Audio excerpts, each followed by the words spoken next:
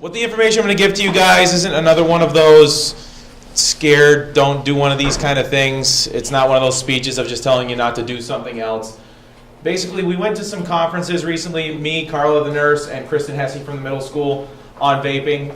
There's some public health concerns that people from the state were getting because I'll show you in this presentation, there's no regulation on the e-cigarettes and vapes, and they're starting to find out on their own with independent studies that a lot of health issues are coming out. So basically coming to the school, just presenting this stuff to you guys, you can make your own decisions. We know that people are using them, I guess we found out the other day, as low as 5th grade. There's a kid that was in 5th grade that was actually trying to find a way to get off of the nicotine amounts that he was on. But people in this school, from 7th grade all the way to 12th, we know everybody's using them. So I just want to give you guys the information on it. You can make your own informed decisions. Obviously, it's against school policy to have them, so in school is a different issue, but out and about and using these things on your own, use your best judgment after getting this information. All right, so this is an ad from back in the 40s. These are, doctors used to recommend certain cigarettes over others. This guy happened to recommend Camels. Just because somebody recommended them and said they were safe at one time, obviously doesn't mean they're safe. Doesn't mean they were right. This doctor and a bunch of others apparently passed away 20, 30 years ago from lung cancer. So that kind of shows you what they knew back then. The dangers of cigarettes came out 20, 30 years down the road as people were smoking them, emphysema and lung cancer and everything else was popping up. We're seeing a lot of lung diseases after several months worth of vape use. So that kind of shows you the contrast. These things were marketed as safer alternatives to cigarettes, but obviously there's a lot of dangers with the chemicals and everything else with them. They're not regulated and studied. This is a ad for blue e-cigarettes, so you can kind of see the contrast between what they did 70, 80 years ago versus what they're doing now with these new devices on the market. So nicotine, one of the more harmful compounds in these things, it's a naturally occurring plant. Everybody thinks it's like a chemical that they produce in a lab that gets everybody addicted. It's naturally produced in tobacco. It's in tomato plants, it's in other plants, but it's most prevalent in tobacco plants. It's an effective insecticide, and in small doses, it can elevate your blood pressure. It's highly addictive, even in small doses.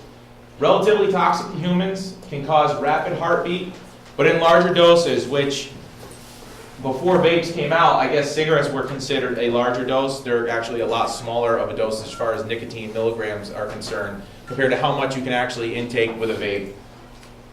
It lowers your blood pressure, which can cause that head rush feeling, can cause higher than normal insulin levels, so anybody who has a diabetic issue, any sort of insulin problems, this would cause more issues. It can cause toxicity, and it can lead to coma and death if you have too much nicotine in your body. It can actually cause toxicity, and I'll tell you about a toddler that had that happen to them. This is part of their marketing for people who are trying to get off of cigarettes. They'll show you of how much percentage of vape oils or how much milligrams you need compared to how many packs of cigarettes you use in a day to try and wean yourself off of it. This one up the top is 2.4%. Most of the ones that we're seeing that are average use are 6% and sometimes as high as 25, or 6 milligrams, sometimes as high as 25 milligrams. And the average cigarette is about 3 to 6 milligrams. So you can see how high of a concentrate these vape oils can be. And these large clouds that people take, obviously when people smoke cigarettes, you don't see clouds like this coming out. And one of the big misconceptions about these clouds is that it's water vapor. That's what they've marketed them to everybody as. They're not water vapor. If you look at the spectrum of particulates, water vapor is way over here, cigarette smoke is way over here. This is an aerosol. It's an oil that's heated up so that it gets into a particulate. It heats it up enough so that you can breathe it in from an oil form, but it goes into your lungs as a particle and comes out as a particle. So it's not a vapor. It's not a vaporizer. It's not vaporized water. They're marketed as a safe alternative, but they're unregulated by the FDA right now. They were actually supposed to regulate them this year, but they didn't. They can deliver more nicotine than any other product over cigarettes, over cigars, unfiltered cigarettes and cigars. And some of them were marketed as nicotine-free, and they will still say there's some amount of nicotine on the back of the bottle. It'll say 0 nicotine in it. They mean 0.99, so it's still almost 1%. The large inhalations can lead to really high levels of nicotine being delivered into your body. This kid right here ended up in a coma from from an overdose of nicotine. They pull in so much of this stuff, and they try to do huge clouds, and there's competition vapors and all that kind of stuff, different shapes they can blow and how big their clouds can get and everything. But these products were supposed to be regulated this year, and they put it off until 2023. And they're just guessing that was maybe due to lobbyists pushing the regulation off. Basically, there's going to be 5 more years worth of use on these things before they're actually going to study them and regulate them. And new health hazards are already being discovered only after several months worth of use. These things have only been on the market since 2007, and they really only started picking up speed in the last like 2 or 3 years. The dangers with this is a lot of these vape oils that we've seen come marketed as like, oh, there's only 4 safe ingredients in them, vegetable glycol, this, that, and the other thing. There's no penalty for them lying, and a lot of these products will still contain lead, cadmium, formaldehyde. The milligrams that they put of nicotine on the front, they could put 6 milligrams, they could put 25 in there just to get you more hooked. There's no penalty on them right now.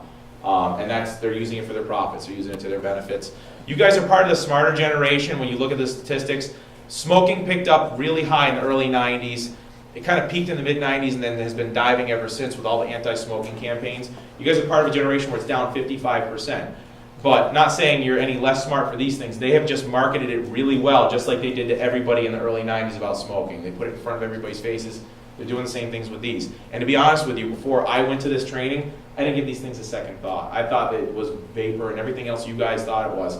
We've got much, I'm not going to say bigger issues because this is a pretty big issue, but we've got opioids and drunk driving and all these other things to deal with. Vapes, as far as law enforcement goes, wasn't really on the top of our list. But being here, working in the school with you guys and learning these health hazards is at least up to us to present this stuff to you. This is another big hazard with these things. And it's not just the cheap ones. That's what some people tried to explain to me was, those are the cheap ones you can buy at like Cummings or you order them on Amazon from China and they blow up on you. It's almost all brands. There's a bunch of lawsuits already out there on these things. It's the batteries. And what's happening is when you use these vapes, they'll take a puff off of them and put them back in their pocket.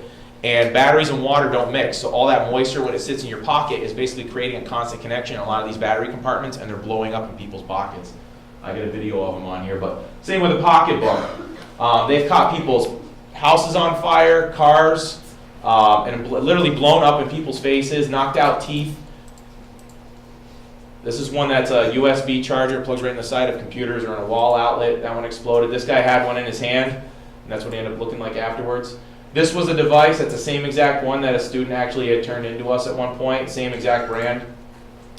This guy, I got another picture of him. This was a better picture of him that was a little less gruesome. The next slide, if anybody's queasy, turn away. They're not that bad, but I just want to warn you, there's a couple of pictures on there of what happens to people like right after their injuries have happened. So this is what this kid looked like right afterwards. And you'll see the video in a second. It literally sprays a shower of sparks. They don't just boom, blow up. They just start sparking, and they'll just go in every direction. This one's kind of hard to see, but that's his thigh on this side. Those are his pants with the burned up vape on it.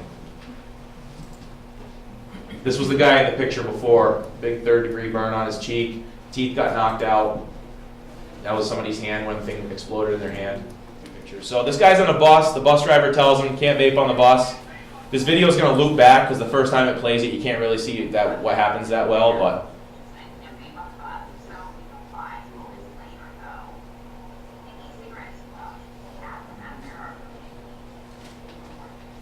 you can see the shower of sparks.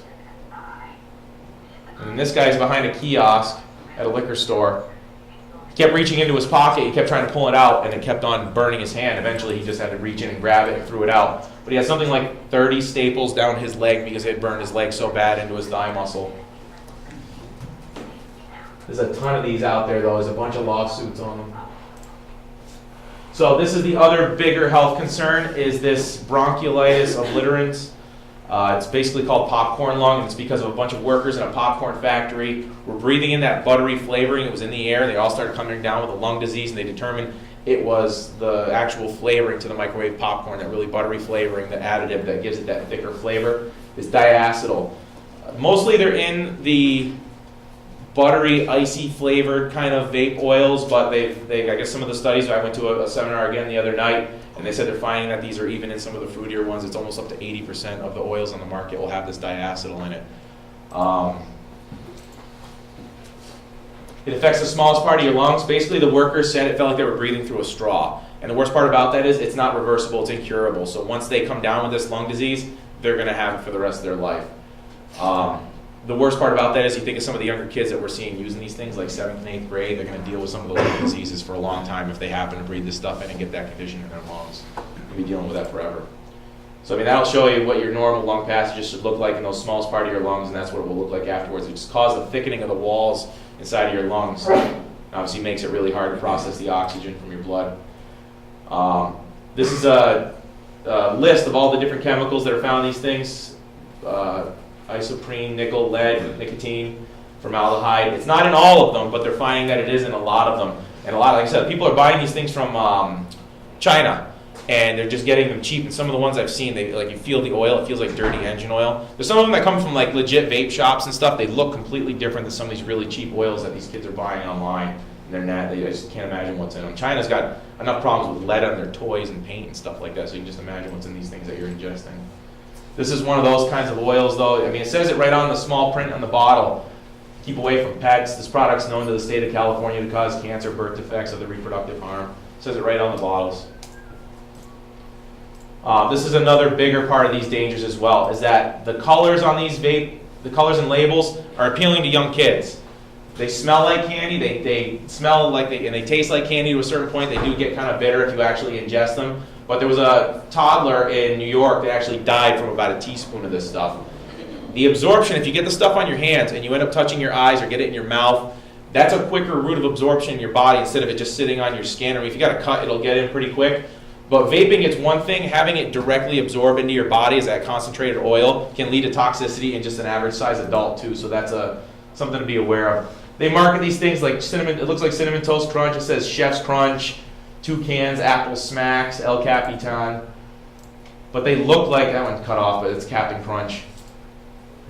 This one says Sprites right in the middle. But I mean, imagine a little kid coming across these things. Say you had a younger sibling, they snuck in your room, they're digging through your stuff, and they end up finding one of these things and it smells good and they taste it. And next thing you know, they've got a nicotine toxicity.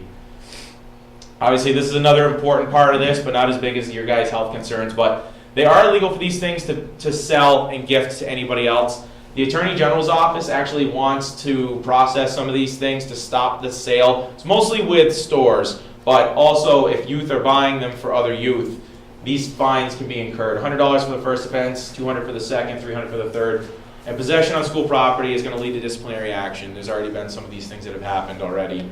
But they want to make it clear that these are a tobacco product, so they won't be tolerated as far as possession and use on school property. And then any of these incidents that happen in the school, I've got to look into them, find out where these things are coming from. So we're going to have to deal with each other if you guys are ever caught with one of these things on school property. So, like I said, that's lesser of the issues. More is those other health concerns. Like I said, they marketed these things to you guys like they were safe, and it's going to be another 5 years before any governmental agency even begins to step in. Just because 5 years from now they're going to evaluate them doesn't mean they're going to have any determination. It just means then they're going to actually do something about what might be in some of these bottles, which is kind of crazy. So.